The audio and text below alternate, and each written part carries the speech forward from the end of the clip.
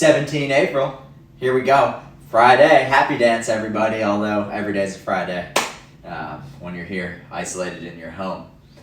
What we have today is a 15-minute AMRAP, as many rounds and reps as possible in 15 minutes of the following: 10 shoulder to overhead, 10 kettlebell or dumbbell swings, and 10 box jumps. The sequence for this will be to perform 10 shoulder overhead, 10 swings, and 10 box jumps, and to repeat that pattern for the duration of the 15 minutes.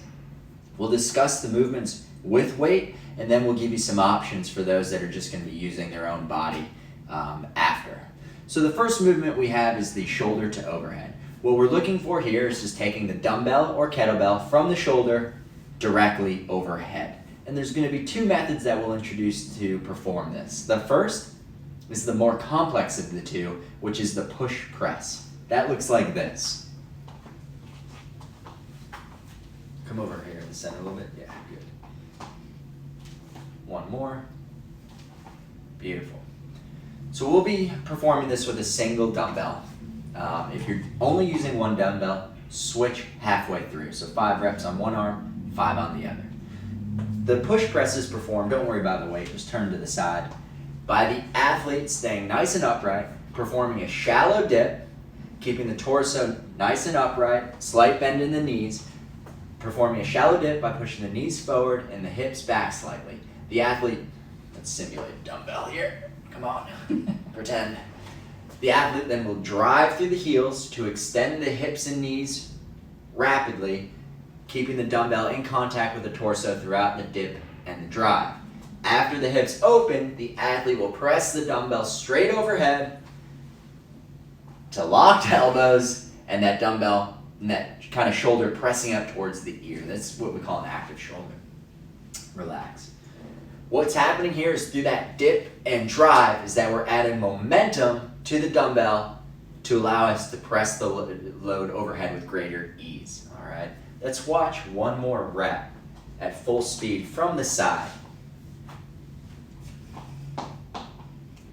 Boom. Hold. Notice that elbow's locked and the dumbbell is directly in line with the shoulder, hips, knees, and ankles. It's not forward, nor is it backwards. Relax. So that's the push press. You can always use 2 dumbbells if you'd like, and that's just going to be a dip and drive overhead. The other option we have is the strict press. You'll perform this if the load is just a little too light, in which case we'll squeeze the butt, contract the abs, and simply press overhead with no dip or drive. All right, so without adding that momentum, it's going to be a little more difficult or a little more challenging to press the load overhead, but that'll be more appropriate for a heavier load. And don't be afraid if you have a weight that's kind of easy to perform the strict press to start, but as you progress through that 15 minutes, maybe you change over to a push press, all right, which is just a dip and drive. All right, next we have 10 kettlebell or dumbbell swings. We're going to introduce this with the kettlebell first. Some of you may have one at home. Let's grab that bad boy. Come to the center here. We'll perform 2 reps. Beautiful. And what we're performing here, for those a little familiar with this movement, is called the Russian swing, which is just bringing the kettlebell to about eye or forehead height, no heavier. The kettlebell swing really is focusing on glute and hamstring power, okay, the muscles in the posterior of the body. What's going to happen here, you can hold this thing's light, is the athlete's going to have a stance that's about shoulder width. The heels are going to be under the shoulders, all right? From here, the athlete's going to bend the knees slightly, pushing the hips back and the shoulders forward just a little bit.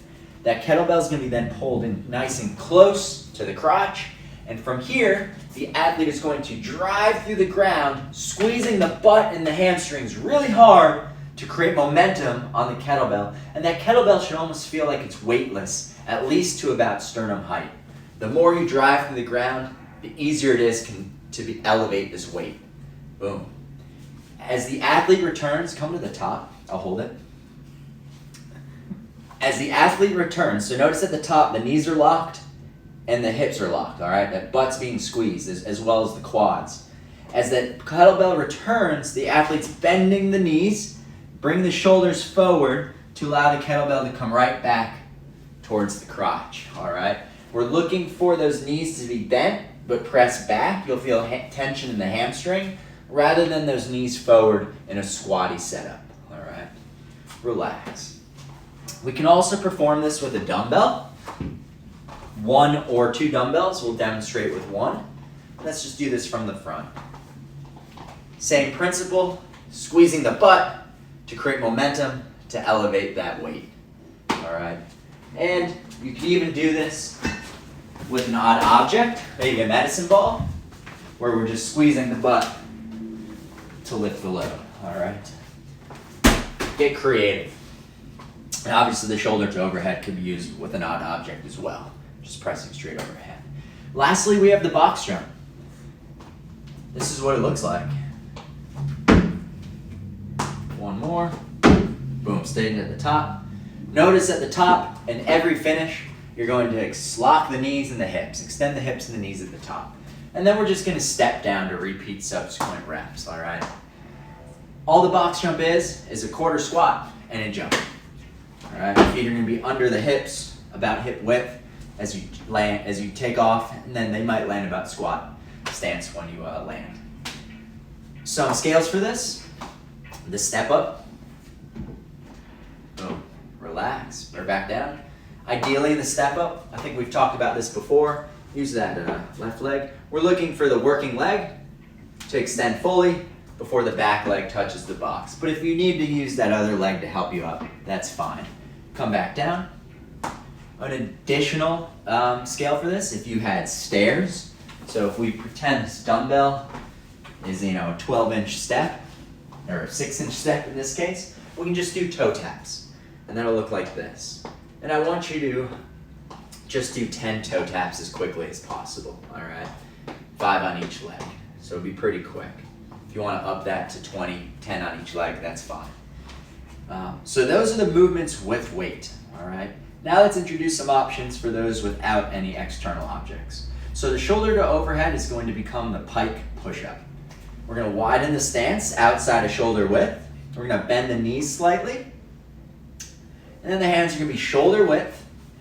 And then we're going to try to keep this back position as vertical as possible. So the weight's going to be predominantly on the shoulders. We're going to be focusing on shoulders and upper back rather than in a push-up where we're focusing on chest and tricep. All right, you'll feel your tricep burning here for sure. So from here, the athlete's going to press the head slightly in front of the hands, creating this tripod. So the hands are the back 2 points of the triangle and the head is the point. And then the athlete's going to press back, trying to push that head back in towards their legs so that they finish with the head in line with the arms. All right. If this is challenging, we can always walk the hands out a little further or bend the knees more. Either option is going to reduce the pressing position in an inverted position. All right. Relax.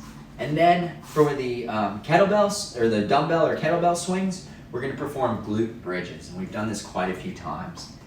Again, the kettlebell swings are targeting the glutes and the hamstrings. Glute bridge is really going to be targeting that the glutes, the butt. We have 2 options. We can do it either with both feet on the ground, where we're driving through the heel, squeezing that butt to lift the hips. Do 2 at speed. 1, 2, all right? Really pressing those glutes at the top. Or to make this a little more challenging, we could do 5 or 10 total single leg glute bridges, 5 on each leg. That'd look like this. Yeah, that's fine. 1, 2, 3, 4, 5. You could either even alternate. 1, back down. 2, all right? It's really up to you if you want to do 5 on each leg in a row or alternate for 10 total. And then the box step ups. Again, if you don't have a box, you can use a table. You can, you know, your stairs in your home. You know, get creative. If you really had to, if there's nothing we can step up on nor step ups, then we can just do top jumps. All right, exploding, lifting those legs nice and high. So that's the workout of the day. 15-minute AMRAP. Have a good one. Enjoy the weekend. If you can't do it today, Friday, get after it over the weekend, and we'll see you again on Monday. Good work.